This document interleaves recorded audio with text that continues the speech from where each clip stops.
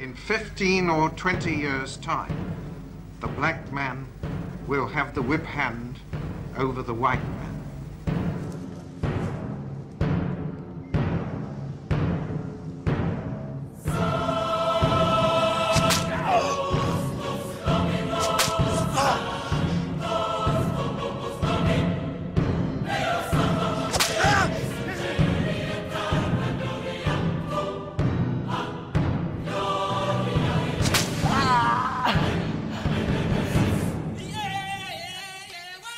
In 1865, when the enslavement of African Americans came to an end, many believed that a new era of liberty and justice was dawning.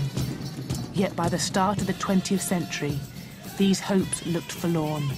Black people were denied the vote and remained impoverished.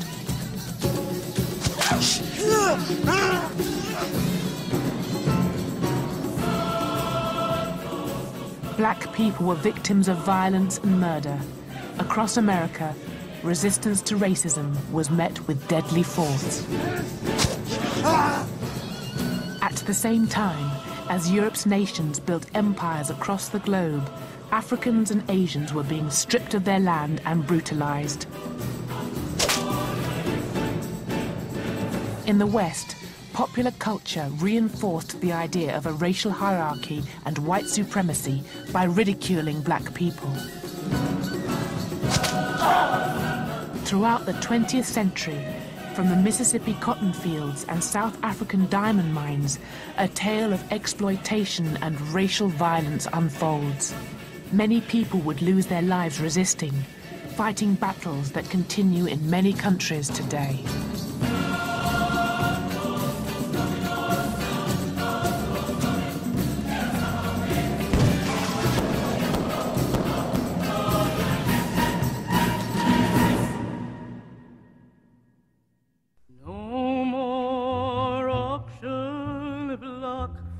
The campaign to abolish slavery in the United States had drawn support from all over the world.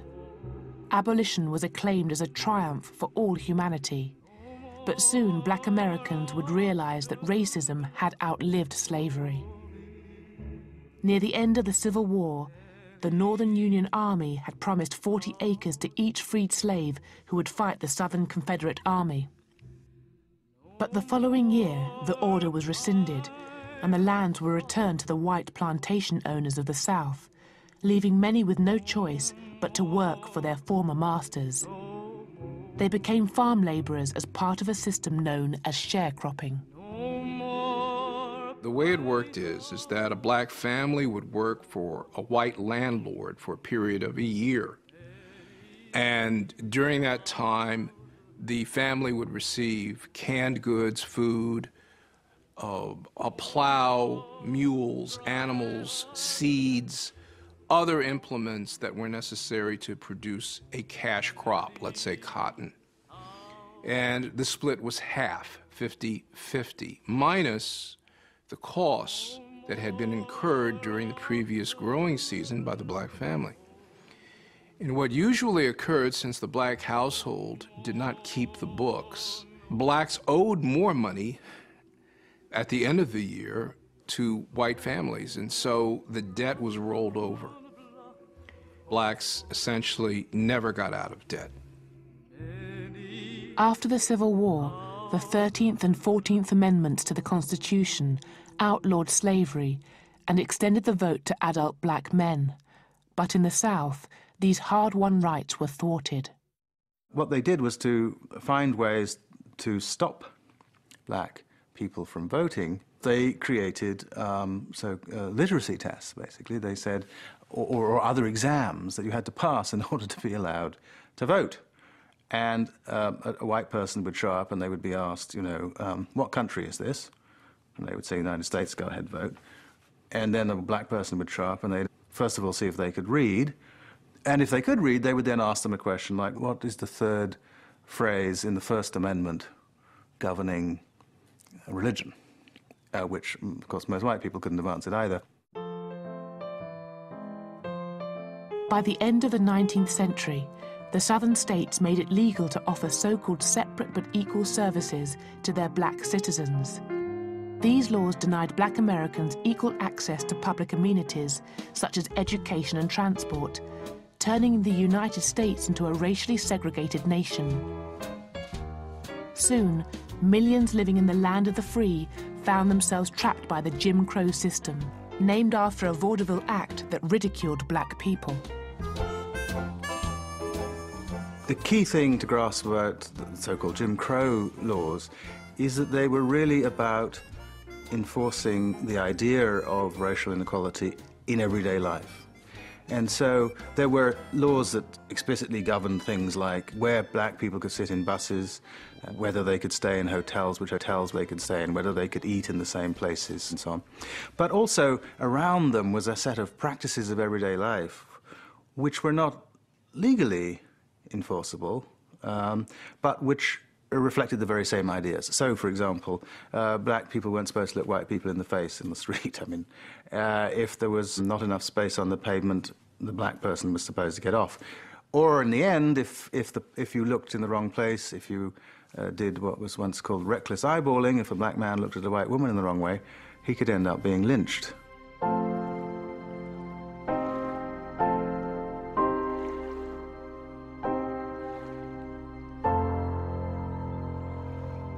Jim Crow, legal racial segregation, was a regime of white over black, and that the heart of Jim Crow was violence.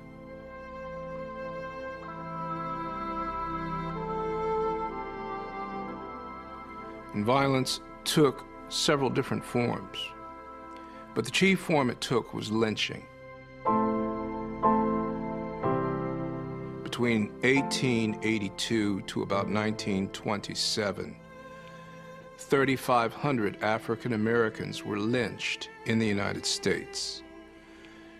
Jim Crow was a system of political and economic terror.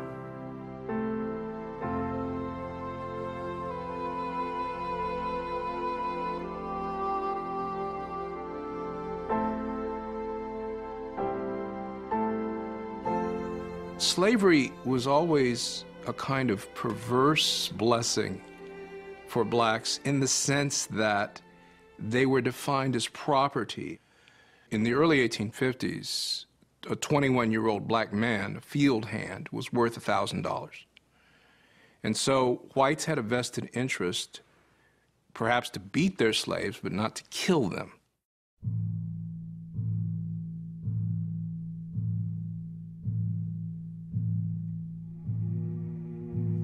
The fear that white people had of black people was so deeply internalized and reinforced by church and government and business that black town halls were burned, black churches were burned. And if a black man defended himself against the aggressor, against a white man, not only could he be killed, but his family could be killed. He might be subjected to hours of torture. In some cases, more than one, a black man was tied on a log and burned from his feet up so that an extensive crowd of people could take pleasure out of the screams and the horror. At his home near Savannah, Georgia, James Allen has collected a photographic record of racial violence in the South. For the past 20 years, he's found horrifying pictures in the family albums of ordinary Southern homes. Many are postcards that were mass-produced as souvenirs.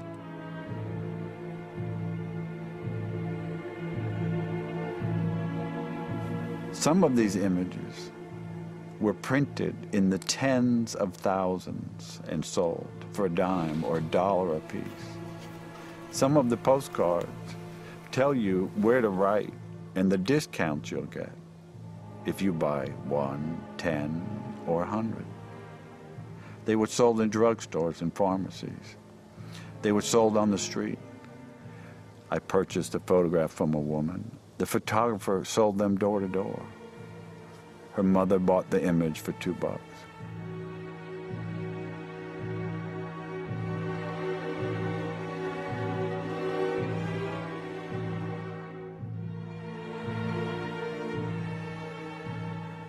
A murder that is of particular interest to me was of a 17-year-old boy by the name of Jess Washington in Waco, Texas, in 1916. He was seriously mentally challenged. The wife of the farmer that he worked for was found dead. He was arrested. He was brought to trial. The trial took from 10 until 12. And when the jury came back at noon and found him guilty, someone in the courtroom, and it would have been anyone in the courtroom, screamed out, "Get that nigger." Then one of the worst and cruelest treatments of a human being began. Jess was kicked down out of the courthouse, down the back steps where a crowd of several hundred was waiting for him. They put a chain on his neck. There were 16,000 people crowding the street to watch this boy be tortured. Jess was tied to the chain over a branch of a tree. The fire was started. They raised Jess from the fire up into the air so that the crowd could see him. There were cheers, like at a football game, cheering the torturers on. When Jess tried to climb up the chains, hand by hand, they cut his fingers off one by one so that all he could do was slap at the chain. They lowered him back down in the fire. A man came up and castrated him. Another man kept a pole so that he couldn't crawl out of the fire. And time and again, they pulled him up to keep him from dying so that the crowd could be satisfied, until he finally died.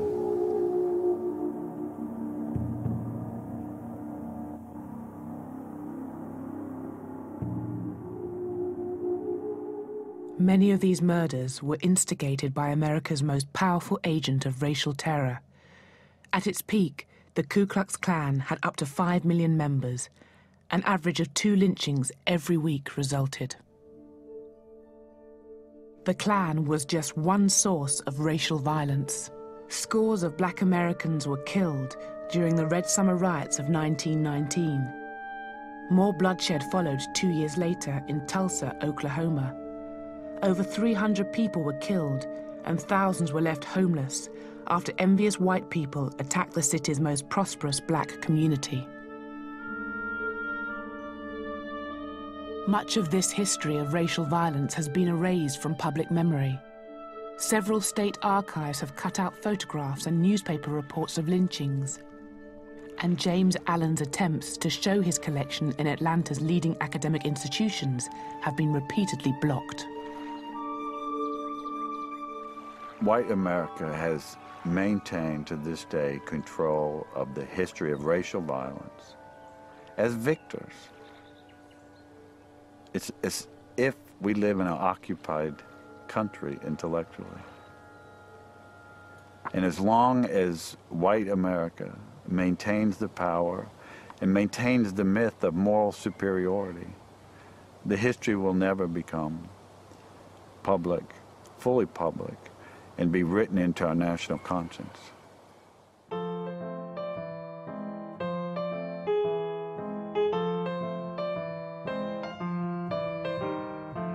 Violence was just one way of maintaining the racial hierarchy. Newspapers, film, and theatre stereotyped Black people as simple-minded figures of fun. Some Black performers applied minstrel makeup to caricature themselves as shuffling Negroes, reinforcing the sense of superiority amongst white audiences. What it really essentially said about Black people is that we were outside of the pale of civilization. So to pillory and to make Blacks buffoons is to deny them human capacity. And for whites, it was a grand old time. And for the first half of the 20th century, minstrelsy and blackface was not just reputable, but it was a central feature of entertainment in America. Everywhere you looked, Black people were being portrayed as dense, incompetent, irrational savages. In vaudeville and on stage, African-American people were reduced to silly, childlike characters who needed to be trained like a monkey. Thank God those savages were saved from their natural habitat.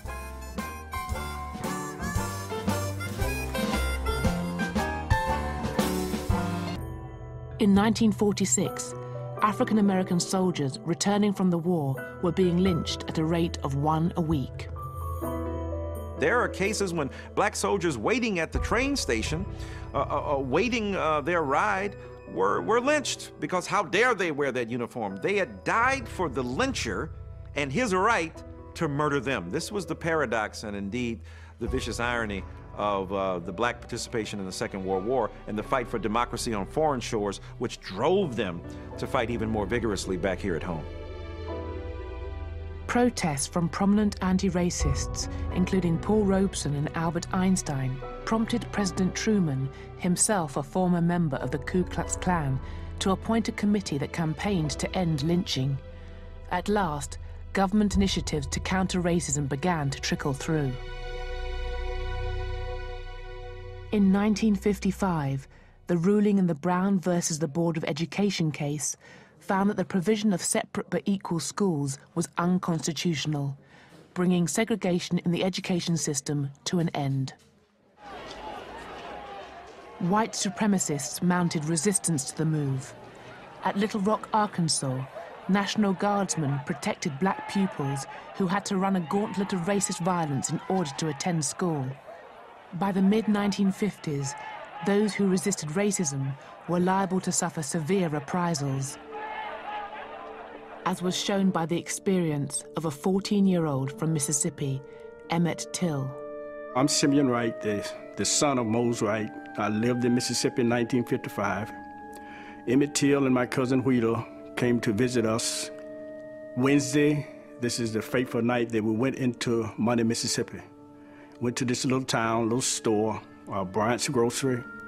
After we got outside, Mrs. Bryant came out behind us, and she was walking towards her car, and that's when Emmett whistled at her. And when he whistled, man, it scared us out of our wits because we knew that was a taboo, and we couldn't get to the car fast enough to get out of there.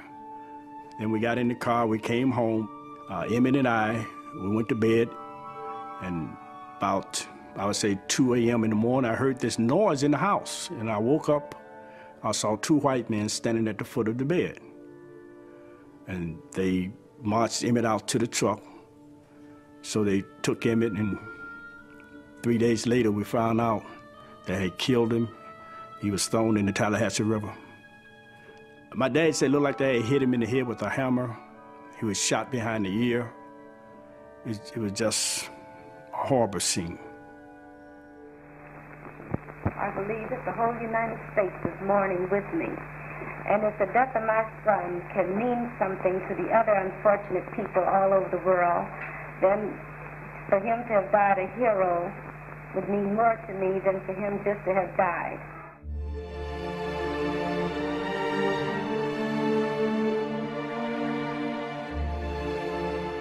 Emmett's mother, she decided that she wanted the world to see what those men had done to her son. So they had a casket, the top was glass, and you could see the body. You could see his mutilated body during the funeral procession. And the whole world were able to see what the Jim Crow laws and the people of Mississippi, the white people of Mississippi, were doing to blacks.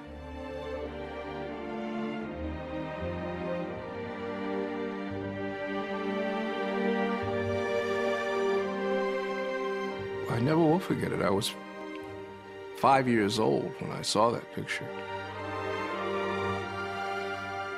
I was just stunned by the ferocity of hate that had produced the violence on this young man's body. And for Negro Americans, it strengthened our resolve that Jim Crow had to go. Emmett Till's death was a catalyst. Less than 4 months after the murder, on December the 5th, 1951, Rosa Parks was arrested when she refused to give up her seat on a bus to a white passenger in Montgomery, Alabama. When Martin Luther King called for the Montgomery bus boycott, 99% of the black population took part, action which led to a Supreme Court ruling in 1956, which desegregated the buses. The civil rights movement was born.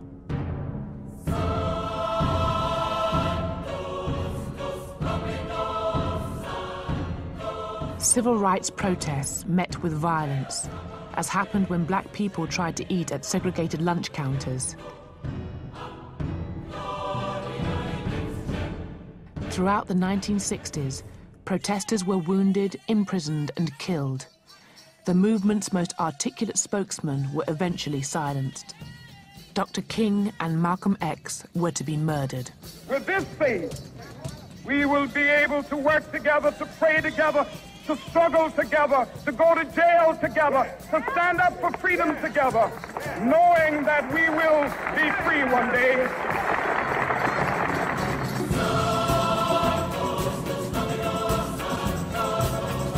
Freedom comes to us either by ballots or by bullets. That's the only way freedom is gotten.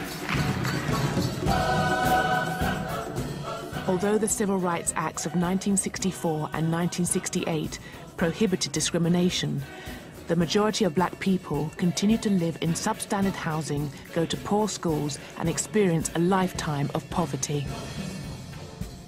Well, you know, Martin Luther King Jr. saw the failure. He said it himself. He said, look, the first part of the movement, relatively speaking, was a piece of cake. Because it was easy for America. Civil rights bill, doesn't cost much. Give people the right to vote, doesn't cost much. But now what we're doing, the second part of the movement, the part about economic equality and social injustice, well, that's going to cost something.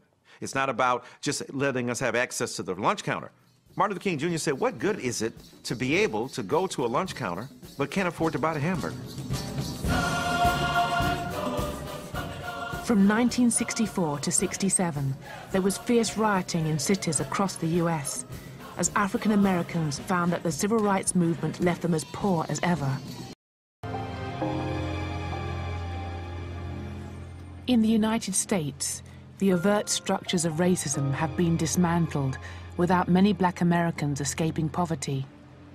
A recent study found that in 1968, a typical black family had around 60% of the income of an average white family. Today, it has only 58%. Black unemployment is more than twice that of whites, a gap wider than in 1972. Black infants are almost 2.5 times more likely to die in their first year of life, worse than in 1970. The belief that we live in a post-racist society has blinded us to the impact that skin color plays in determining our destinies. Identically qualified black and white resumes, where the black ones are identified by the fact that the candidate has a name that is recognizably associated with African American identity, get different treatment when they arrive on the desks of employers. And this is not a hypothesis, this is an experiment that has been done in some cases with large numbers of, large amounts of data. And that's just still true. It's still true that being black disadvantages you in the employment market, just as, by the way, being a woman does, doing the same experiments. And that's despite the fact, probably, that the officials who manage this system don't think of themselves as racist and don't recognize what they're doing as practicing some kind of racial discrimination. What drives the colorblind racism of the 21st century are three central institutional processes: mass unemployment, mass incarceration, and mass disenfranchisement. Mass unemployment, that is, for young black and Hispanic males between the ages of about 18 years to 35 years. In 1980, there were about 500,000 prisoners in the United States. Today, there are 2.3 million. About half of them are black in the United States. And so this process of mass incarceration in many states leads to the third pillar of colorblind racism, which is mass disenfranchisement. So in the state of Florida, in the year 2000, where George Bush wins the presidency by fewer than 600 votes, in that state, 818,000 Florida citizens who live in that state, they pay taxes to the United States, could not vote for the rest of their lives. Disenfranchisement is not the only feature of Jim Crow to have resurfaced. In the mid-1990s, The Bell Curve became a bestseller by claiming that black people's poor performance in IQ tests proved their innate intellectual inferiority to white people. This was used to justify cutting back black people's benefits. But later criticisms were given little media attention. Its research relied on funding from the Pioneer Fund, a trust endowed by a Nazi sympathizer. Its authors acknowledged help from a professor who writes, "What is called for here is not genocide of incompetent cultures, but the phasing out of such peoples." It was suggesting you can throw all the money you want and you can try to give them all the education you want, it will be a waste. A pig is a pig is a pig is a pig, and you can't put a pig in a chicken coop, because pigs are pigs, and chickens are chickens, and eagles are eagles. And so what it was trying to suggest is that all the social programming and social engineering that you're putting forth to help black people is all for naught, because they're inherently inferior. Today, science is eroding the biological basis for the idea of race. The Human Genome Project has found that the average genetic difference between one African and another is the same or greater than that between a black person and a white person. The only genes that distinguish races are those determining skin color, and yet for many people, those genes, just 5 out of around 25,000, continue to shape destinies and determine fates. The mythology of race exists for no other reason than to justify the attempt of one group to dominate another. And the useful fiction of race continues to allow people to conspire against the best in our human communities. So you can say to a guy, for instance, who's trying to hail a cab in New York City, "Excuse me, cab, I know you think I'm a black man and that race exists. I'm a fiction. I'm a figment of your imagination. I'm a social construct. There's no biological base or empirical verification for my melanin differential. I'm simply another human being possessing a different magnitude of melanin. I still ain't picking you up because you trying to go to Harlem, brother. That's race."